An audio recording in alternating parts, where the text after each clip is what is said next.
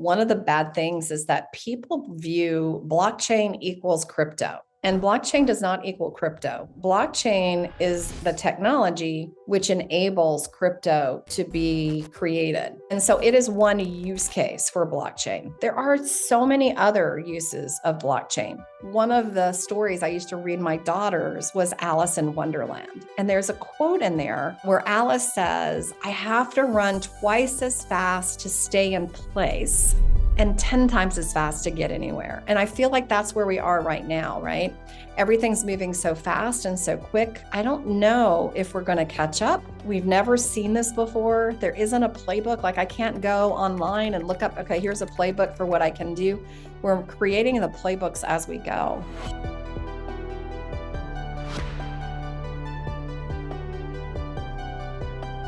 Hello, I'm Somi Arian. I'm a tech philosopher and the founder of InPeak.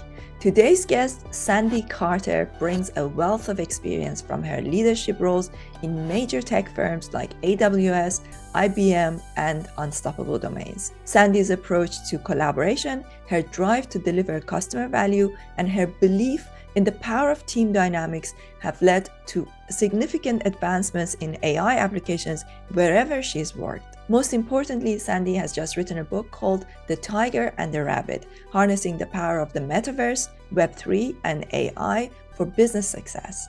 This is a conversation you don't want to miss. Sandy, so good to have you here. It's been so long. I'm really excited about your new book.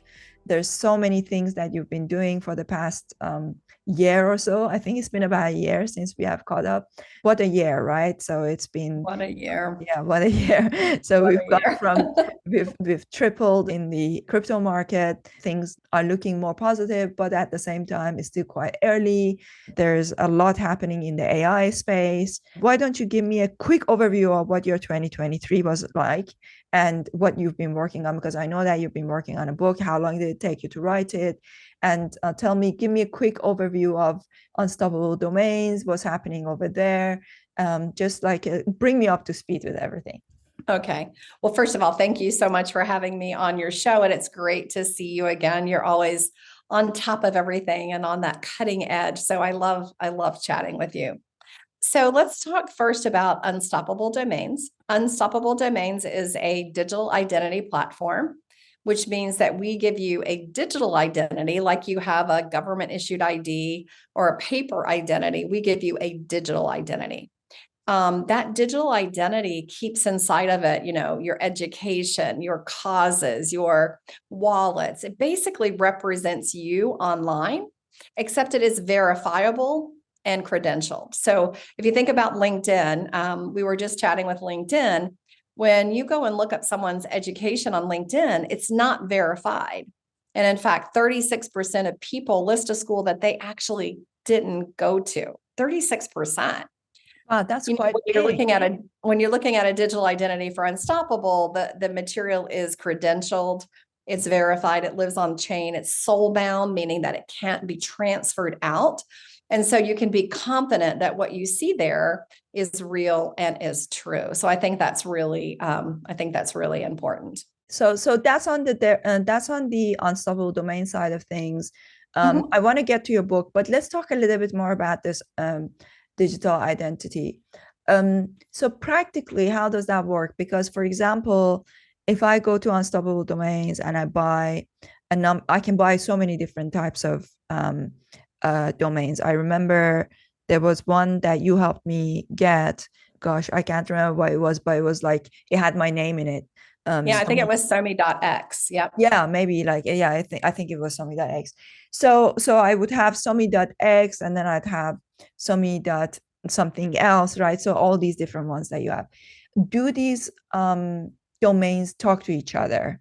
And is domain the right word for this? I've always wondered whether maybe domain is not the right term for these digital identity things, because it doesn't behave like a normal Web 2 domain. So can you break down this concept of a Web 3 domain or a Web 2.5 domain for people? Yeah, so on a Web3 domain, it's all linked through the blockchain. So everything lives and breathes in that set of technology. But, if you don't care about the technology, what it does is it provides you security and something that can be verified for you. And that Web3 domain is typically personal. So you're right, it's different than a Web2 domain. Web2 domains are an identity for corporation, right? If you think about it, because if I go to Amazon.com, I'm looking at the identity of that corporation. But a Web3 domain is the identity of a person. And so if you think about that, I think they just released that there are 7 billion people in the world. The marketplace for a Web3 digital identity for people would be 7 billion people, which is a lot of opportunity. And that's part of our mission, is to get a digital identity into the hands of every person. We believe it's a human right that everybody owns their own data. And I think that that's sorry really to interrupt you 1 second. So just to back up a little bit here, one person could have many domains though. So like, you have Somi.eth, you have something else, something dot something. How do these connect with each other, or do they need to connect? Why do we need so many? Because if you say 7 billion people have could need 7 billion domains, but I know that I already have multiple Web3 domains.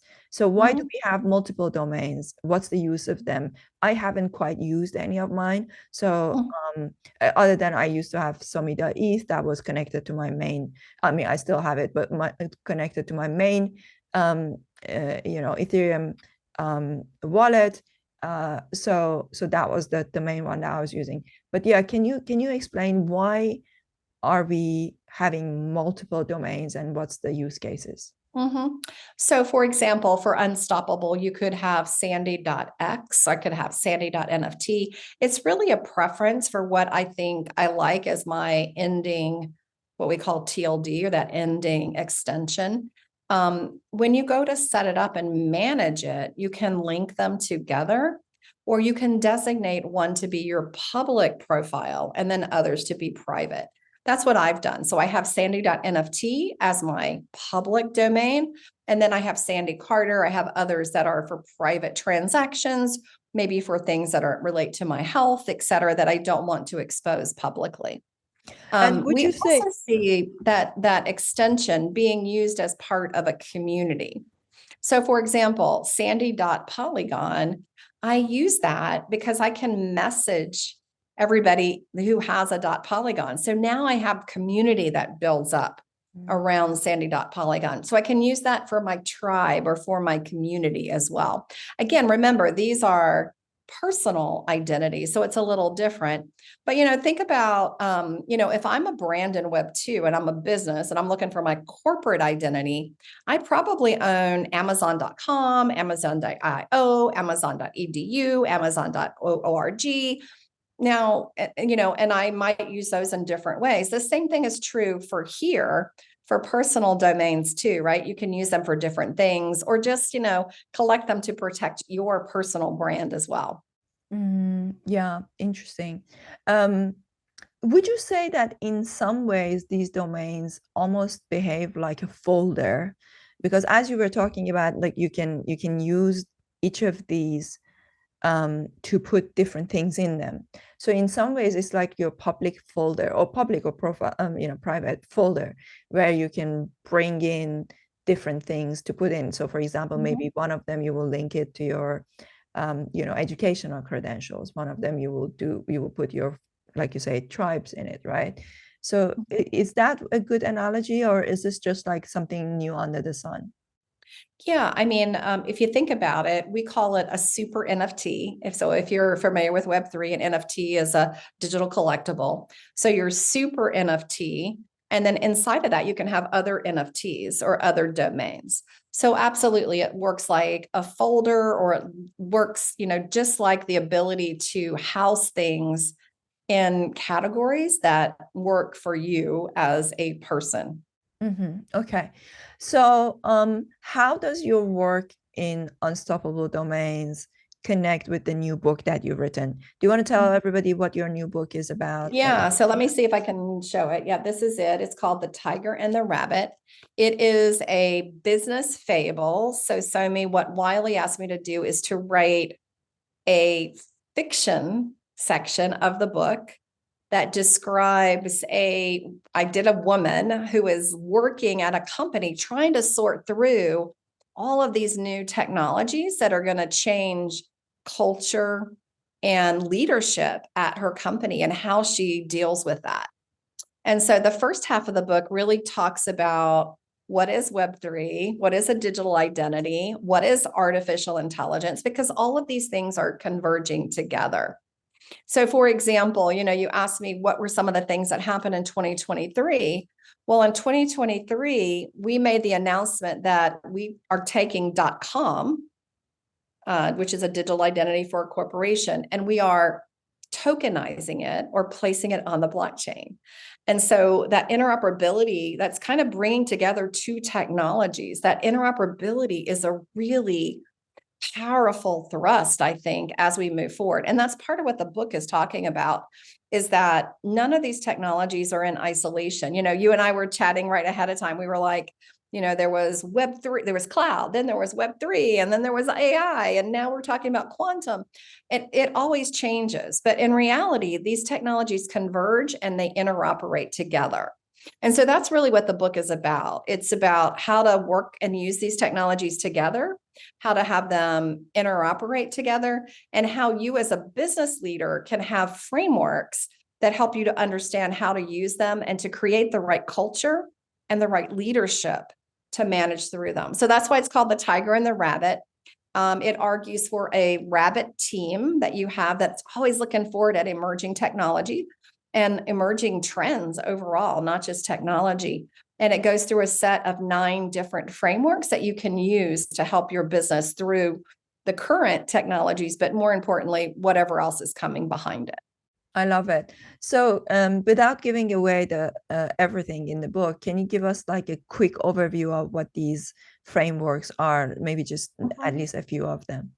Yeah. So one is how you create a tiger team. Like, what does a tiger team look like as opposed to a rabbit team? So, all of us have been in corporations. I've worked for IBM. I've seen Microsoft. I've worked for Amazon. And, these tiger teams pop up and you go solve a problem and then you go back to your real job, right? Well, what I found in researching with 400 companies is that companies who have a rabbit team, a team that goes really deep down the rabbit hole, a team that moves really fast, but that really stays together, is the most effective type of team to look at all these emerging trends, because then you have all the learnings of the past and you understand how these things can work together and interoperate or even converge together as well. So that's one framework, is what does that team look like? What's the composition of the team? What's the goal of the team? What do they look like? How do they operate? I give 3 different models of how you might organize something like that. I was really excited, Somi, because I was working with Pepsi, and Pepsi read the book and they said, wow, this is so amazing that we're going to change the name of our current team, our current innovation team, to the rabbit team, because we feel like this really embodies what the future should look like. So that's one example. The other is I have a framework in there for selecting AI tools. Now, we know there's like 4,000 new startups happening every week in the Gen AI space right now. So how do you keep it sorted? How do you decide what tools to use?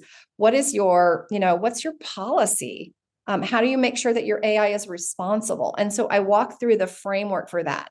Selection of tools, how you set up a responsible AI framework, how do you do enablement and training for your team?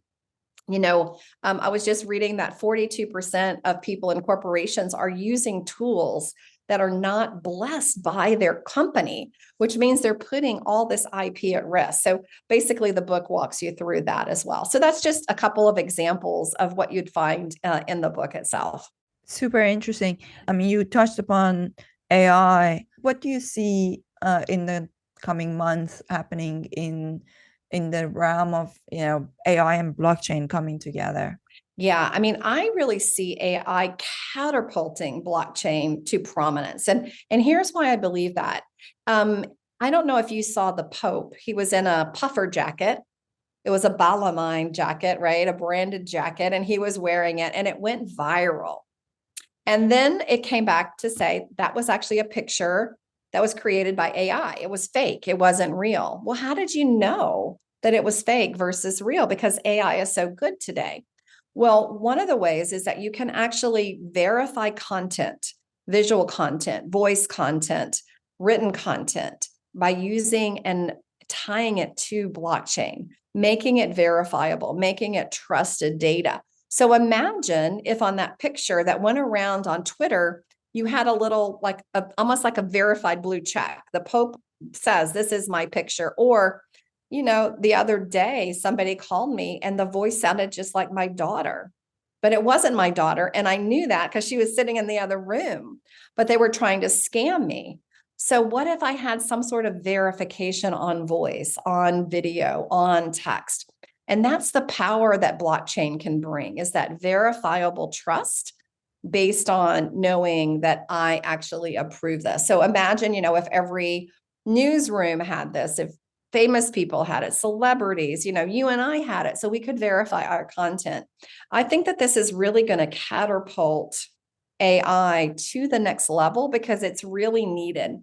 I just keynoted at an AI conference, and you're probably like, an AI conference, you do digital identity. Well, because you can use your digital identity to now verify content, this was the number one concern of all of these CEOs and CMOs and CDOs. Their concern was, how do we tell if something is true? And so that was why I got the lead keynote, was because that linkage point is going to only grow and grow and grow as we see more and more fake content. This morning, I was on a Twitter space, and it was fascinating. On the Twitter space, this guy comes on and he starts talking, and he had an artificial breaker of his line. So it sounded like he was having problems to connect to us, but he really wasn't. It was an AI generated disruption. And he did that because he was trying to pitch his narrative on, I've got something that can stop this. Now, so you're using fakes to prove that you can stop a fake. I mean, it's going to only get worse and worse and worse as we move forward, for sure. Yeah, absolutely. How does this go hand in hand with KYC? For people who may not be familiar, KYC, know your customer. For example, today I was trying to buy some Solana, and because the market crashed, and I was like, oh, great opportunity, let me buy some. So Coinbase didn't let me. It made me do KYC, even though up until now I didn't have to do it. Tried to do it on crypto.com. Same thing happened. KYC must be a new thing from beginning of 2024, I guess. Binance, same thing. They all said, being in the UK, you need to KYC. So I had to go through a whole bunch of things, and what was interesting was that in addition to the KYC, then it made me take a test to show that I understand blockchain, and that I understand like the risk and all that stuff. And it's like, in a world where I have a .eth domain, and like that I've been in this space for so long, that I would have to go back and like do all of these things. In theory, it sounds like you're right in that blockchain could really solve the problem of verification in AI. But how can that work in a world where governments and organizations, and even going back to LinkedIn, as you mentioned, like all of our educational records are not on the blockchain. So what I'm trying to say is that in a world where most of our history is not on the blockchain, and so I can see blockchain being useful for new things as you build a reputation on the blockchain, for example, the Degen score and things like that, right? So to build a reputation on the blockchain moving forward. But how do you see we will be able to reconcile a long history of being off chain with a world that lives on chain? Yeah, I mean, it's really going to be a personal choice, right? Because this is not a government mandated ID. This is a personal ID. In fact, I don't have to share anything that I don't want to share that lives on the chain. I can hide it. I don't have to share it. I have to be enticed to share it. And so I think as we go forward, there have to be mechanisms put in place to where you are willing to share that data because there's a reward or value for you as a person, not just for a company or an entity. So for example, we've had customers who sell tickets to concerts. And so I might have a digital concert ticket. I might be asked to share that I went to that concert because it means some correlation for my marketing, but I have to get something for sharing that data. I think the same will come true for history. I mean, if you want to put history on your digital identity, I think it has to be of benefit to the person, again, not to a company and not to an entity. So let's go back to your question of KYC. So I will say originally, for each of our digital identities, we offered a choice of you can KYC it. You can choose to say you are a human, essentially, and that you have been credentialed in this way. Most of our users chose not to do that. They didn't want to be KYC'd. And because we are the digital identity platform, unless there's an incentive for them to KYC, i.e., you can't do the transaction without being KYC'd, or you can't get access to this certain thing without being KYC'd. We've seen people do that. So for example, for blockchain, we partnered with blockchain.com and they gave out, Sandy.blockchain and Somi.blockchain. They did that only for people who would KYC. And so I think there has to be that reward system. Again, it's not forced or mandated. It's an individual choice and this ethos of what we have coming up in the next generation. Yeah, definitely. When I think about the obstacles that are ahead of us in blockchain becoming more, user-friendly and more ubiquitous. I can never say that word. Yeah, ubiquitous, yeah. Yeah. So for that to happen, there are three big problems. One is that it's super complicated. And I think that's where Unstoppable Domains is doing a great job of making it a lot easier. We can talk a little bit about that. Then there is the regulation. We can see that there are all these problems with the regulation, people not being sure. It's like they make it softer, then they make it harder. It's like just we don't know where we stand. And then it's speculation. So because of the financialized aspect of these technologies, it seems like it's just people like to speculate on it. So in a world with those three obstacles, which of these do you think we are going to tackle first? And how do you think these are going to impact blockchain becoming more utilized? So I think right now we're all using blockchain at most of our banks and we don't know it. Why? Because it's just doing its job, right? A lot of the shipping and manufacturing is done with blockchain because it creates a great ledger. We don't know it because we talk about the efficiency and the effectiveness of what's happening. I think that's really what has to happen for this ubiquity. So like loyalty programs, Nike and Starbucks are doing these loyalty programs where you don't know and you don't care that it's driven by blockchain. But for the company, the technology is valuable because it makes it more efficient, cost efficient, and effective. And you can identify who the actual purchaser is, right? We get a lot of people coming to us for loyalty because they do these like passports, which are paper books. And, when you stamp it, first of all, you could lose it. But secondly, I could go in and use it and then pass it to you. And then someone else could pass it to someone else. So there's just no consistency or trustworthiness, right? Veritability with it. And so I think that to me is the number one thing we have to work on with blockchain. It's just like AI, Somi. I worked on AI in 2013. People look at me like, no, you didn't. Like Gen AI just came out. it's not about Gen AI just coming out. AI's been around for a long time, but now there's an application that is easy enough for everybody to use, and everybody gets value. And therefore, now everybody's using large learning models, right? And I think the same thing needs to happen here. It's that, maybe we all have a check mark beside content that we approve. Maybe we don't know that that's blockchain. Who cares? But it's verified that that was my picture. That was the Pope's picture. That was Tom Hanks. And maybe that's the way we get to ubiquity, is through something that's needed. And maybe we don't even talk about the tech. Like I'm a geek girl, so I love to talk about the tech. But in reality, when something really becomes ubiquitous, the tech goes behind the scenes and you're just talking about the value that it brings to the table. Mm, yeah, I agree. I think that the biggest thing here is that ease of application and an actual use case. So I remember when I first discovered blockchain, the thing that was really super interesting for me, and I thought this is where the utility is, was in changing behavior, in being able to create incentive systems that would change behavior.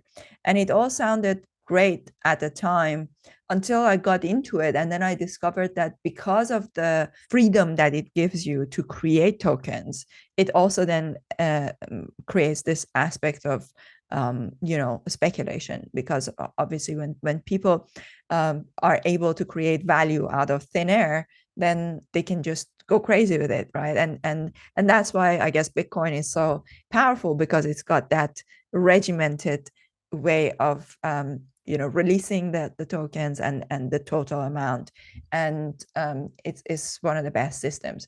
But then we went and discovered these NFTs, and you could create 10,000 of them, and then God knows how many more are going to be created in the next bull market. So what are your thoughts on the speculative aspect of what blockchain unleashes? So let's talk a little bit more about the speculation. What's the good? What's the bad? What's the ugly? Yeah, I think one of the bad things is that people view blockchain equals crypto. And blockchain does not equal crypto. Blockchain is the technology which enables crypto to be created. And so it is one use case for blockchain. There are so many other uses of blockchain. And in fact, I think that one use case has really degraded the value and the power of blockchain because of the speculation. And so I think that part of all of our job is to really ensure that people know there are all these other use cases. There's ledger-based systems.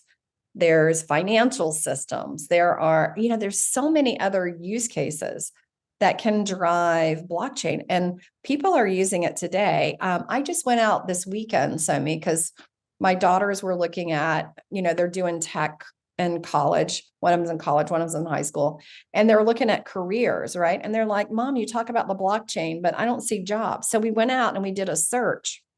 Almost every Fortune 500 company had 10 or more roles listed for blockchain programmers, blockchain use case designers, blockchain was everywhere, but they just aren't talking about those use cases. So I think that's one. I think because you can speculate with crypto on top of blockchain, I think it's created a blocker for blockchain because of that. And I think until we get some regulation out there, that will continue to happen and to occur. It's almost like what happened with Web 2 domains. It was kind of the wild, wild west until ICANN stepped in, had a set of rules and regulations that everybody followed. And now it's, like a normal industry. I think we need that to happen here. Even yesterday with, 8300, the IRS ruling just came into effect yesterday in the US. It was actually passed in 2021. It just came into effect, but it's still not specific enough to provide real and true guidance. So I do believe that, regulations and rules and guidelines, guardrails is going to help the space tremendously against the speculation, because when you leave a gray area, that's when you've got speculation that occurs pretty strongly. It is one of the big topics that's coming up at Davos too, by the way. I was looking at all the agendas and it's one of the big topics. So is that the regulation of blockchain, you mean? It's regulations overall, regulations for artificial intelligence, right? I mean, here in the US, we have this case right now of OpenAI versus the New York Times, where the New York Times is saying, look, you scraped all my content and you're using it. I created that. That's my content and you're using it. So how do I get paid for it, right? It's almost like the Spotify versus Napster, right? Where Napster just went out and grabbed it and was using it for their own, whereas Spotify pays the creator. I think we're going to see some sort of regulations like that. And so we need more clarity in regulations before this whole speculation area can really be put to bed. That's what I think. But even look at finance today. You know, I was looking at fines that big banks pay for fraud and other things, not using crypto, and those fines are larger than what's happening in crypto. People just don't talk about it anymore because there are rules and regulations that need to come about. Yeah, definitely. You know, it makes me think that when you think about it, once blockchain becomes used by everybody, we are going to see new cases of similar to what you just said with OpenAI and New York Times.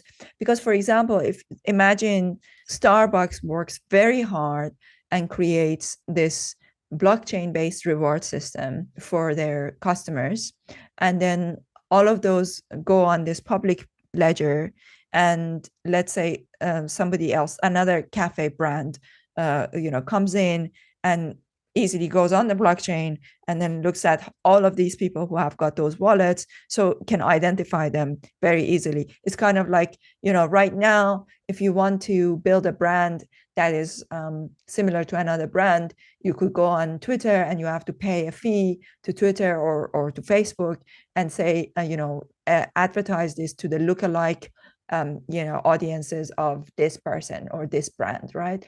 But with blockchain, it takes it to a whole new level. You can identify the wallets and you can target those wallets directly. So imagine that's like the case of New York Times versus OpenAI on a steroid. It's like literally directly you're going to be able to target them. And I wonder, what are your thoughts on how far are we from those? How far is regulation to even catch up with these cases? I mean, we saw that happening with OpenSea and Blur and, a lot of the other brands. We even have a word for it, the vampire attack, right, in Web3. Yeah, I don't know how long it's going to be before regulation catches up. And I do think, I think that there are regions outside the US that may be further ahead. So you and I had been discussing the Middle East before this call. I mean, I do think the Middle East has really taken the time to truly understand what's going on, look at the implications, put some guidelines around what they believe are the right things. Japan's the same way. There are different areas that are taking, I would say, that are leadership in the space, right? Even Europe has set out a set of regulations. And so I don't know how long it's going to take for the world to do that. Because, if you think about what we're dealing with here with AI, with blockchain, et cetera, those are global things. So for me, it's really hard to regulate at a country level when you've got a global perspective that's occurring. And I don't think we've ever seen anything like that needed that global perspective before, right? I think with all these new technologies, they're moving so fast. I talk about in my book, one of the stories I used to read my daughters was Alice in Wonderland. And there's a quote in there where Alice says, I have to run twice as fast to stay in place and 10 times as fast to get anywhere. And I feel like that's where we are right now, right? Everything's moving so fast and so quick. I don't know if we're going to catch up. We've never seen this before. There isn't a playbook. Like I can't go online and look up, okay, here's a playbook for what I can do. We're creating the playbooks as we go. And I think that's why governments are having problems keeping up too, right? This isn't their main gig. They've got lots of things to look at. And this is one of the things that will impact society. Yeah, 100%. I remember talking about this many years ago look, I wrote a book on AI in 2019, and AI and the future of work. And basically, I always used to say that there's no previous paradigm. We don't have a previous paradigm. We can't look at, the history to see how something like this has been dealt with. And I think the magnitude of that is becoming clearer with things like OpenAI. And I wonder how long it will be before we have an OpenAI kind of moment for the blockchain industry. But I think it's going to come. And I think that when it comes, it's going to be chaos and difficult to figure it out, and because we are so unprepared, like that the society is so unprepared for it. I wanted to talk to you a little bit about in our remaining few minutes about the Web3 startup landscape. So we now have a ecosystem of about 600 VCs in our network and about 3,500 startups. So when we survey our startups and our VCs, about 300 VCs have already filled out our survey, and about 1,000 startups have filled out the survey. What we are seeing is that almost 3 out of each 5 startup is building in Web3, something to do with blockchain Web3. It's so popular. It's wow, oh my God, it's so popular with founders, and they're all looking for fundraising. But when we look at the VCs, it's more like 2 out of 10, maybe even less, like 1.5 to 2 out of 10. But when we look at the number of VCs that say, for example, that they're investing, I mean, obviously AI is now, everybody's investing in AI. So I don't even count that anymore, because it's literally everybody. But after that, for example, climate tech, so many climate tech VCs. Oh my God, like it's like if I put in the word climate in our we have got our portal, so many more comes up than Web3. So there are more people who want to build something in Web3, and there are more VCs that don't want to invest in Web3, but they want to invest in climate tech. So this discrepancy is a little bit concerning for me, because it seems like there's just so much talent that is trying to build in this space. People are super excited about it, and rightly so, because it is a very exciting space. But there's not as much investment going into it. And even where there is investment, most of the time people are investing in the tokens rather than in the infrastructure that needs to go into building those technologies. So that's another thing that concerns me. So I was wondering, what's your observation around this? Do you have a similar kind of experience? And what are some of the Web3 startups that you see are doing really well in terms of what categories are working? So digital identity being one of them, that's something that you guys are working on. But what other areas? Well, it's so funny because I was just with a roundtable. We get together, and in that roundtable, basically the same conclusion without the thousands and thousands of data. But one of the conclusions we reached was that VCs now are jumping from new trend to new trend to new trend. And so Web3 was super hot, crypto was really high, all the investment was going there. And then, oops, now it's AI. Now all the investment's going there. They're claiming that they're going to have so many AI startup failures because almost everything is being invested in, almost like Web3 land was before. And now, oops, now are we moving into quantum? So is this going to keep happening? Do we need to relook at the VC model overall? And of course, that's going to take the VCs doing that because they're the ones investing the money.